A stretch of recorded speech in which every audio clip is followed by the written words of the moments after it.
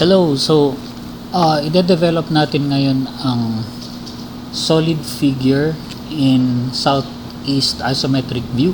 So ito yung given, this is the top, this is the front, and then this is the right side view. So dito sa CAD, ang kailangan natin na toolbars is yung UCS2, ito, ayan siya, tsaka yung view toolbar, ito, and then ang una nating i-drawing is yung front view, ito. So i-click ko yan, tapos i-drawing ko na muna itong side na yan, yung maliit na ito. Okay, so gagawa ako ng polyline. Ito siya. Let's say this is 0, 1, 2, 300 units. Okay, so 300. Tapos tataas ako ng 100. Then 100. Tapos 200. And then close. And then i-explode ko na lang yan.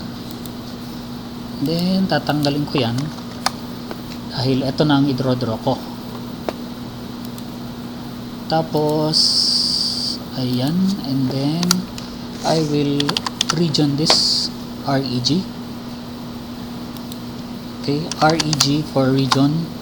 Then I will select these objects, enter. Then pag click mo yan, lahat sila selected. Tapos punta ako ngayon sa southeast isometric view.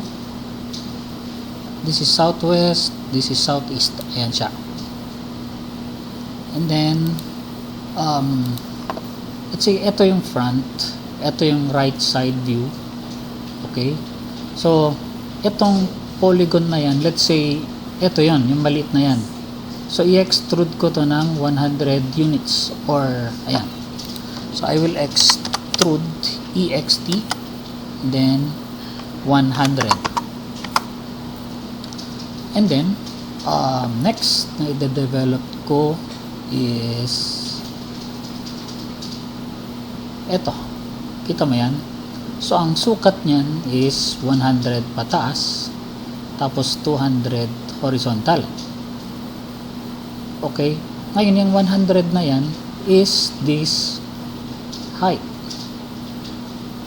And if you will look at the right side view, triangle siya, di ba? Tapos dumiretso siya sa baba.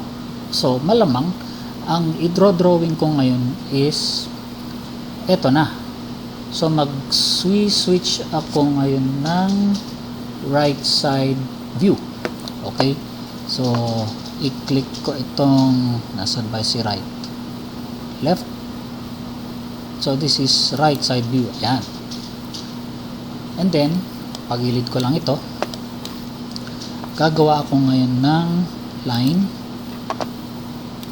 Ang susukatin ko ito, this is 100, tapos 200 pataas, tapos nag-diagonal siya doon, and then 100 dito.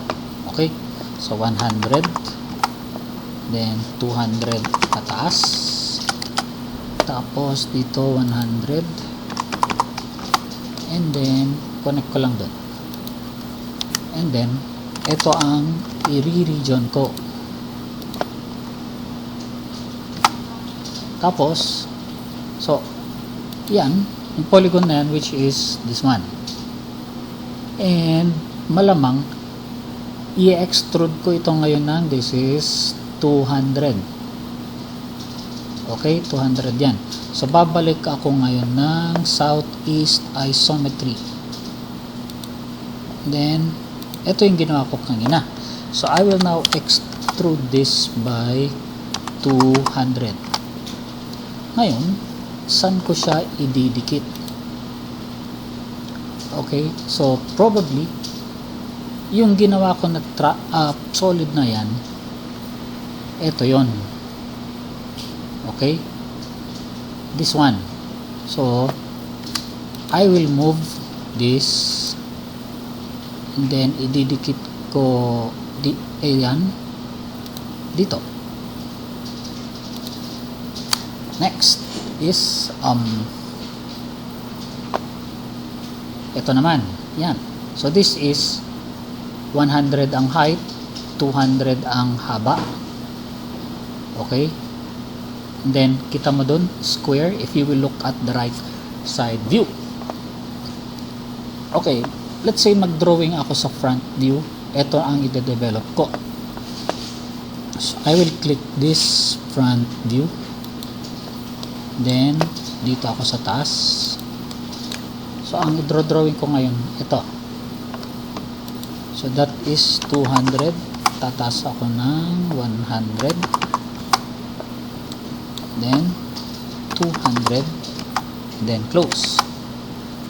So yung rectangle na yan is this one. Next, punta ako ngayon sa isometry again. Southeast isometry. Oops. Saan yung ginawa kong rectangle kanina? Which is this. Ito yon. Okay. So pwede rin ako mag-edit dito sa isometry. And then, I will now region para ma-extrude ko to. Ayan. And then, so, gagawin ko tong solid. Yung rectangle na yan, lalagyan ko ng thickness which is ito.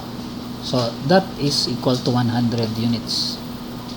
So, I will extrude that by 100. Yan. Ngayon, saan natin to i-connect? So, ang base point ko ngayon is this. Okay? Which correspond to this point. And then, i-connect ko siya dito sa dulo nung matulis na yan. Yan.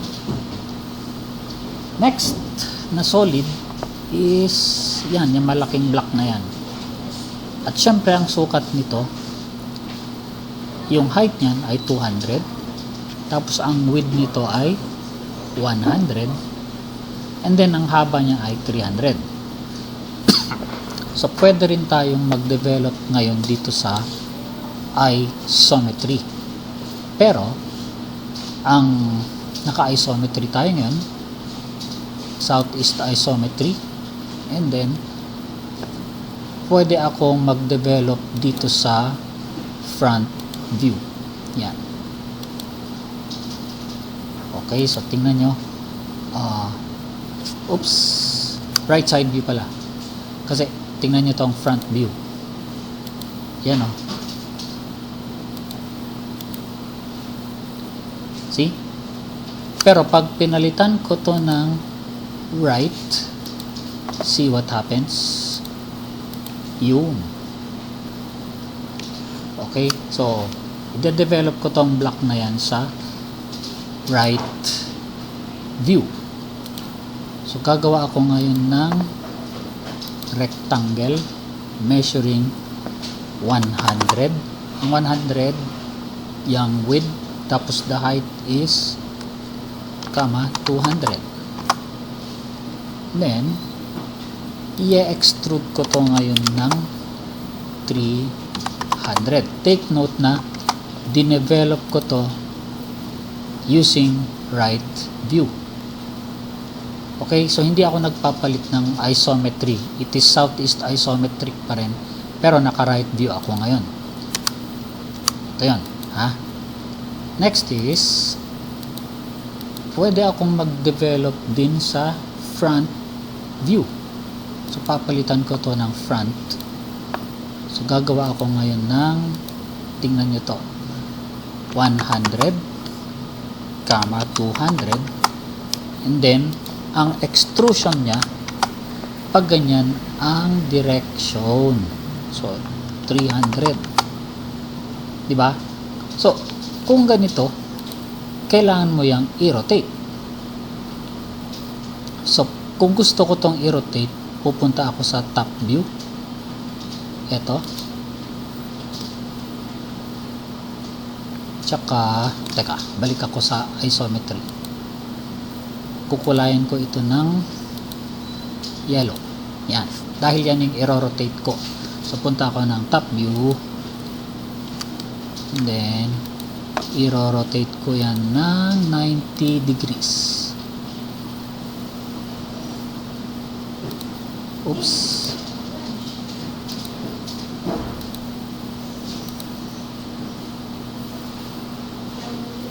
Yan. Tapos balik ako sa isometry. And then, ididikit ko to ngayon dyan, dito. See? So, pwede ko na itong i-delete. Now, let's look at the top view. So, i-click ko tong top view. Yan. See? So, ito yung figure, top. And this is our top view in CAD. And then, i-click ko ngayon itong front. Yan. Then, this is the front. And this is the CAD front view. However, merong line dito. So, ang sekreto doon is punta ka sa view dito. Then, you click hide. Okay? So, kita nyo may lines doon. And then, dito wala. Ibig sabihin, natakpan niya. Now, punta tayo sa dito naman, sa right side view. Ito yata. Ito. This is right side view. See? So, parehas. Now, let's check kung meron tayong i-hide. Wala na. And then, punta tayo ngayon sa the requirement is show solid figure in southeast isometric view. So, i-click ko ito. And then, i-view mo si hide. Yan. So, ito ngayon yung finished product natin. Okay? So, let's check.